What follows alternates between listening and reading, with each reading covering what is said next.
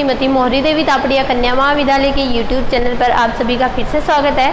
आज का जो अपना टॉपिक है वो है nature of infinite series. Previous video के अंदर अपन ने इनफाइनाइट सीरीज को पढ़ा था कि अनंत श्रेणी होती क्या है, इसको अपन कैसे डिफाइन कर सकते हैं, इसका नोटेशन क्या होता है, इसको अपन प्रीवियस वीडियो के अंदर डिस्कस कर चुके हैं।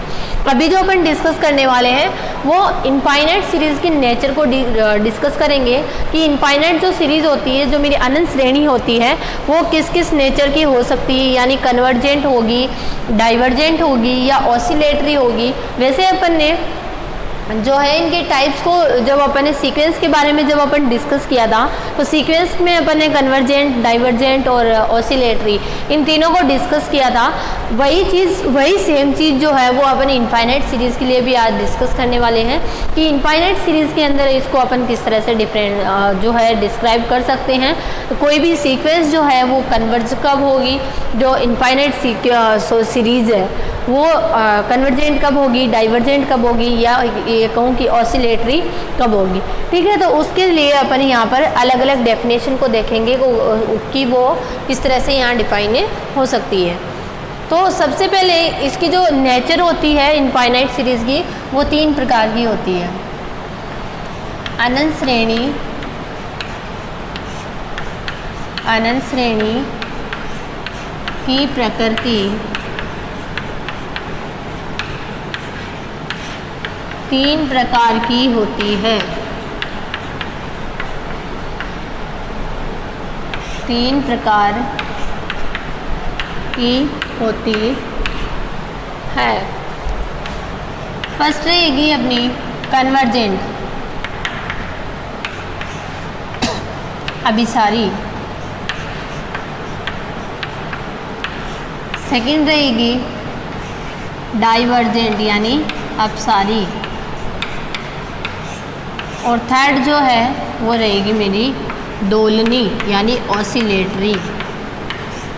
ठीक है, ये तीनों जो होती है ये इसके नेचर को यहाँ पर डिफाइन करते हैं। ठीक है, कोई भी जो अपनी सीक्वेंस हो सकती है उसकी अपने पास यहाँ पर तीन तरह की जो नेचर है वो यहाँ पर डिफाइन हो सकती है। अभिसारी, अपसारी, दोलनी, कन्वर्जेंट, डाइवर्जेंट और ऑसिलेटरी। ठीक है, ये इसके तीन टाइप्स होते हैं। अब इनकी अलग अलग डेफिनेशन को अपन यहाँ पर डिस्कस करेंगे। पहले अपन डिस्कस करेंगे अभिसारी। सबसे पहले डिस्कस करेंगे अभिसारी श्रेणी या अभिसारी अनंत श्रेणी भी कह सकते हैं इसको अपन। ये क्या होती है, जब अपन वैल्यू को n की वैल्यू को यहाँ पर अपने n पद होंगे, अपन लेके चल रहे हैं कि जो अनंत श्रेणी है उसके अंदर n पद है। जब अपने n के मान को अपन क्या करते हैं, बढ़ाते जाते हैं तो एक ऐसी अपनी वैल्यू आती है कि वहाँ पर क्या हो जाएगा, अपने को एक परिमित मान इसका जो सीक्वेंस का है वो प्राप्त हो जाएगा। तो उसे अपन क्या बोल सकते हैं, यहाँ पे कन्वर्जेंट सीक्वेंस जो है वो डिफाइन कर सकते हैं। तो यहाँ लिखेंगे कोई अनंत श्रेणी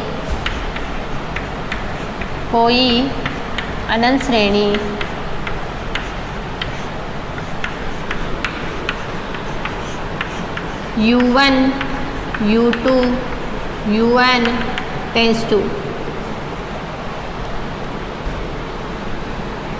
अभिसारी श्रेणी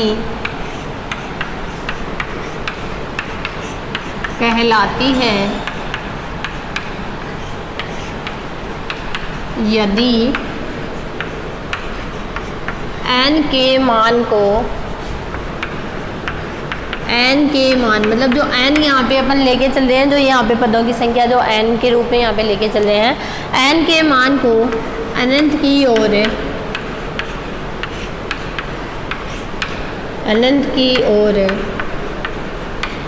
प्रवृत्त करने पर,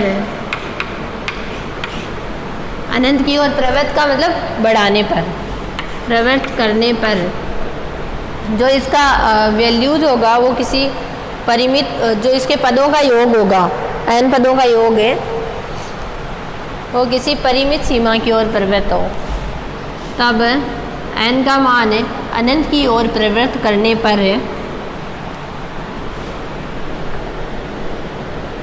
श्रेणी के n पदों का योग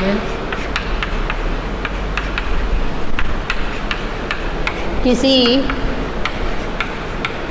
परिमित यानी कोई फाइनाइट वैल्यू की तरफ बढ़ता है। किसी परिमित मान या मैं कह सकती हूँ परिमित सीमा को क्या करते हैं, प्राप्त करते हैं। परिमित मान की ओर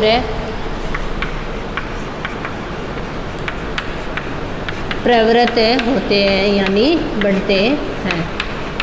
मतलब जब अपन n की वैल्यू को क्या करते हैं, अनंत की तरफ ले जाते हैं, तब अपना जो n पदों का योग होगा, इस श्रेणी के जो अलग अलग पद होंगे उन पदों का जो योग होगा वो किसकी तरफ प्रवृत्त होगा, वो किसी एक फाइनाइट वैल्यू की तरफ क्या होए, प्रवृत्त होए, बढ़े, आगे बढ़े। तो अपन उसको क्या बोल सकते हैं, यहाँ पे अभिसारी श्रेणी यहाँ पर डिफाइन कर सकते हैं। ठीक है, तो ये अभिसारी श्रेणी की डेफिनेशन रहती है कि अगर कोई सीक्वेंस जो है उसमें अपन n के मान को इनफाइनाइट की तरफ ले जाते हैं, अनंत की तरफ ले जाते हैं, तो उस श्रेणी के जो n पदों का योग होगा वो किसी एक फाइनाइट वैल्यू को प्राप्त कर लेता है। तो वो सीक्वेंस क्या हो जाती है मेरी, यहाँ पे अभिसारी सीक्वेंस से डिफाइन होती है। अब दूसरा अपन डिस्कस करेंगे यहाँ पे अपसारी श्रेणी।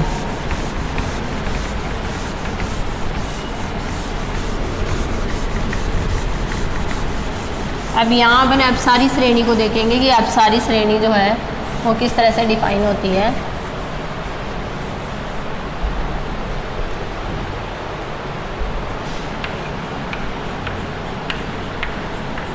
अपसारी श्रेणी के अंदर क्या होगा, जो सीक्वेंस होगा उसके जो n पदों का, जब अपन n को अनंत की ओर बढ़ाते हैं तब ये जो सीक्वेंस के n पदों का योग होगा वो भी क्या होगा मेरा, n का अनंत की तरफ ही बढ़ते हैं, तब वो सीक्वेंस क्या हो जाती है मेरी अपसारी सीक्वेंस नहीं सॉरी श्रेणी, सीरीज जो है वो अपसारी श्रेणी यहाँ पर डिफाइन होती है।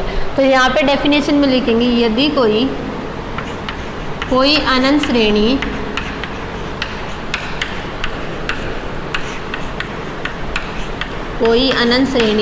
u1 u2 un को अपसारी श्रेणी कहलाती है, अपसारी श्रेणी कहलाती है यदि, इसके लिए क्या किया जाए, यदि n के मान को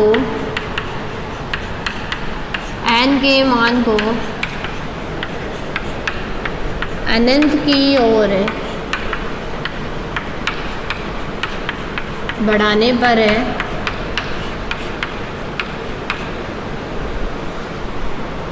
श्रेणी के n पदों का योग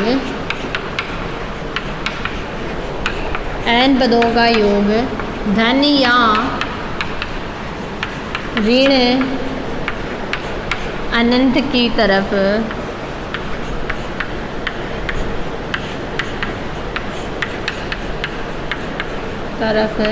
प्रवृत्त हो।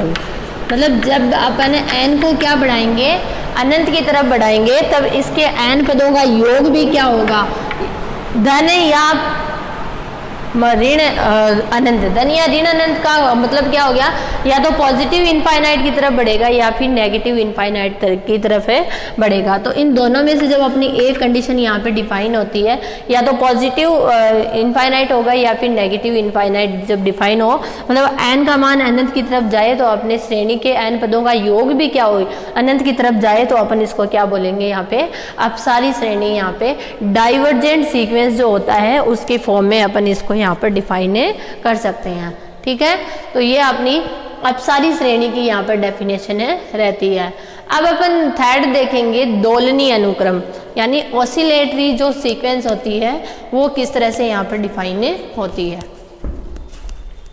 ये सेकंड टाइप था इसका। अब अपन थर्ड देखेंगे,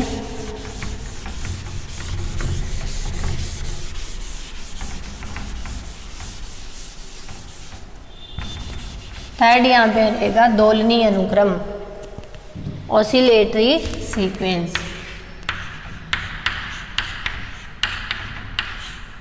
ऑसिलेटरी श्रेणी, ठीक है, ऑसिलेटरी सीरीज। तो दोलनी श्रेणी के अंदर क्या होता है, जो सीमा का जो मान, जो अब यहाँ पे अपने को जो श्रेणी होगी उसका मान है ना तो ऋणात्मक की तरफ प्रवृत्त होगा ना, और ना ही किसी परिमित सीमा की तरफ क्या होगा, प्रवृत्त होगा। मतलब इसके अंदर है अपने को कोई भी फिक्स वैल्यू अपन यहाँ पे डिसाइड नहीं कर सकते हैं कि अपनी जो सीक्वेंस होती है वो अनंत की तरफ जा रही है या किसी फाइनाइट वैल्यू की तरफ जा रही है।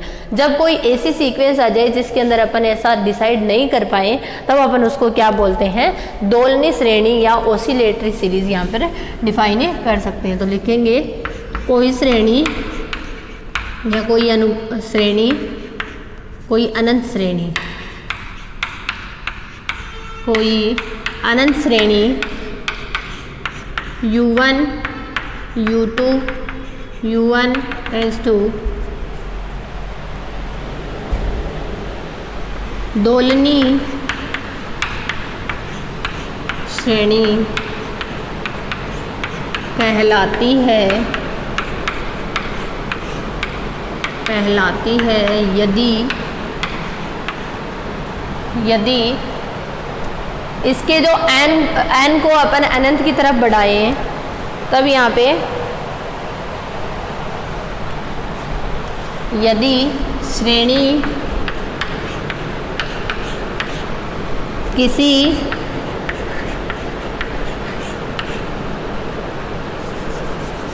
न तो किसी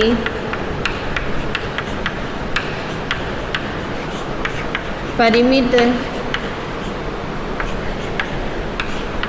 मान को प्राप्त करती है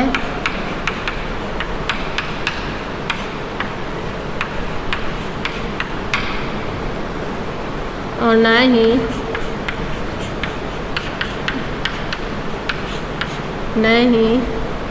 अनंत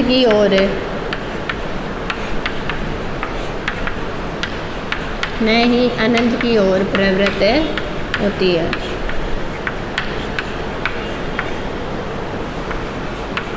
मतलब इस सीक्वेंस में क्या रहता है कि ना तो अपने को कोई यहाँ पे फाइनाइट वैल्यू प्राप्त होती है और ना ही कोई अनंत की तरफ वो सीक्वेंस जो है वो बढ़ती है। मतलब जैसे जैसे अपन n का मान बढ़ाए जाते हैं, अपने को यहाँ पर कोई भी रिजल्ट देखने को नहीं मिलता है, ना धनात्मक अनंत की तरफ जाएगी और ना ही ऋणात्मक अनंत की तरफ जाएगी, प्लस ना ही किसी परिमित मान की तरफ जाएगी। इसमें इस सीक्वेंस के अंदर अपन डिसाइड नहीं कर पाते हैं कि अपनी जो सीक्वेंस है वो किस तरफ आगे बढ़ रही है, ठीक है। तो ऐसी सीक्वेंस जो होती है वो क्या कहलाती है, मेरी ऑसिलेटरी सीक्वेंस जो है उसके फॉर्म में यहाँ पर डिफाइन की जाती है, ठीक है।